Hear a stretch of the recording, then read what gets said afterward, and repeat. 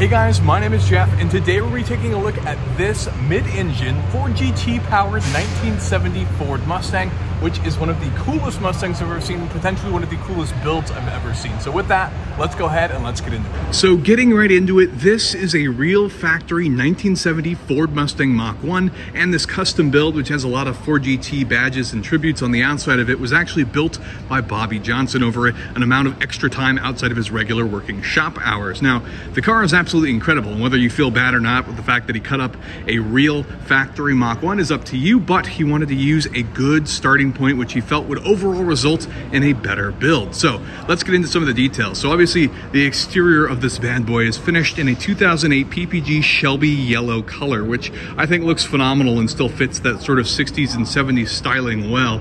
Obviously we have some carbon fiber stuff here that's on the hood, and you'll see some other carbon fiber throughout the car. That some of it is real carbon fiber and some of it is panels that were dipped a bit, essentially hydro dipped, to give the carbon look.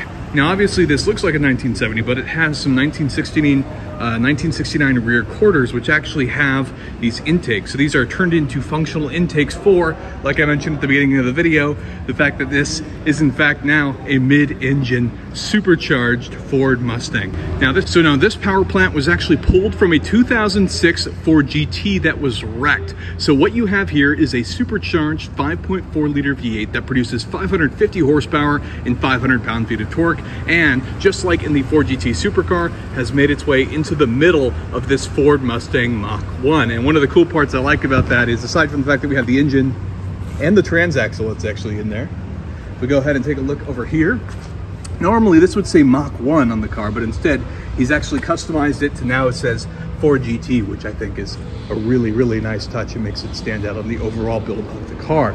Now, obviously, to accommodate all of the new stuff, essentially, this body is just sitting on a custom tube frame chassis that sits underneath. You can even see some of the various components that sit underneath. You see all the various tubes and some of the reinforcement that's gone in under that, so you can see the tube frame, and that's the same thing in the front. And now in order to make the car more comfortable for him as well, he's a fairly tall individual, around 6'4", the wheelbase has actually been extended about 2 inches as well. So it doesn't look like it because of the fact that the car's been slammed and some of the proportions are a bit different, but the car is 2 inches longer with the body slapped over top. So he's taken some other customized changes. Now getting into it, these are some 18-inch EVOD wheels that have these knockoffs, and you can see we even have wilwood 6-piston disc brakes front and rear. And of course this thing's going to be riding on coilovers, and it was taken on all sorts of things like the Hot Rod Power Tour.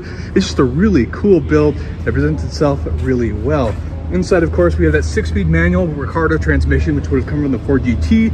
We have a 2000 Ford Mustang Dash, which is a little unusual, not something you would really expect to see in a build like this. Some carbon fiber, aftermarket gauges, some nice big bolstered bucket seats. It's a really nice looking build. But my favorite thing is just this view in the back here. Look at that. I love seeing that engine in there, those bright blue valve covers. It's a good looking engine, and the fact that he managed to find something to then shove into this build is absolutely incredible. More Ford GT badging, a little bit of honeycomb panel in there. It's a really good looking car. It's got a really nice presence to it, and you can see he even added this hatch in the back here.